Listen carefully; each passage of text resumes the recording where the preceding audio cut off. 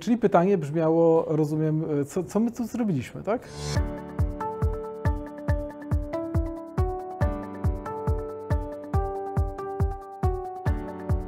Gościliśmy dzisiaj naszych kontrahentów, klientów z 7 różnych firm. Rozmawialiśmy o AI-u i to jest powtórka trochę, a trochę zupełnie nowy rozdział, dlatego że tyle się dzieje w tej technologii, że ostatnie pół roku taki złapaliśmy odstęp, wygenerowało mnóstwo nowych spraw. Przede wszystkim wdrożenia.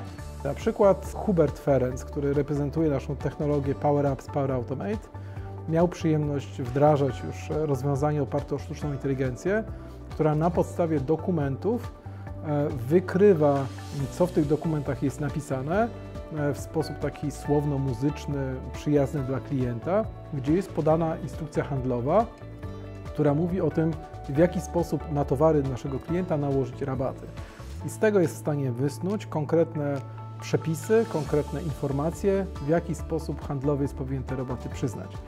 Norbert Kulski z kolei, który jest naszym szefem praktyki Power BI-owej, pokazywał, jak wygląda sprawa dotycząca użycia już gotowych elementów Power BI w Snowflake'u, na przykład sentymentu dotyczącego komunikacji na sieciach społecznościowych. Z kolei Mikołaj Minczyk, nasz szef zespołu webconowego, opowiadał, jak wygląda sprawa dotycząca flowów, a więc obiegów dokumentacji, obiegu spraw w firmie, w powiązaniu na przykład z taką skrzynką podawczą, więc masz ogólny adres firmowy, gdzie możesz wpuścić serię dokumentów czy maili i powiedzieć: hej, to jest Twoja faktura, o którą prosiłeś, albo to jest zamówienie, albo nic nie napisać i załączyć wiele różnych załączników.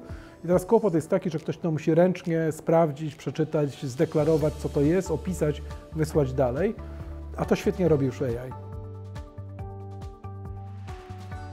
Rzeczywiście tak jest, że jeszcze niedawno to były zupełnie wyjątki od reguły, a teraz mamy jakby dwa aspekty. Po pierwsze, firmy już są zainteresowane i chcą, przestały się bać i obserwować i uważać, że AI to jest jakaś taka niewiadoma, że to jest ryzykowna strategia, ale uważają i mają rację w tym, że już stało się tak powszechne i proste w zastosowaniu, że te powtarzalne rzeczy da się wyciąć. Więc tak naprawdę we wszystkich tych elementach, i w BI-u, i w automatyzacji procesów, i w pisaniu szybkich aplikacji, wszystkie te elementy jakby dają szansę na zastosowaniu AI w sposób taki, że on zwraca się, jeśli chodzi o przyspieszenie pracy i automatyzację.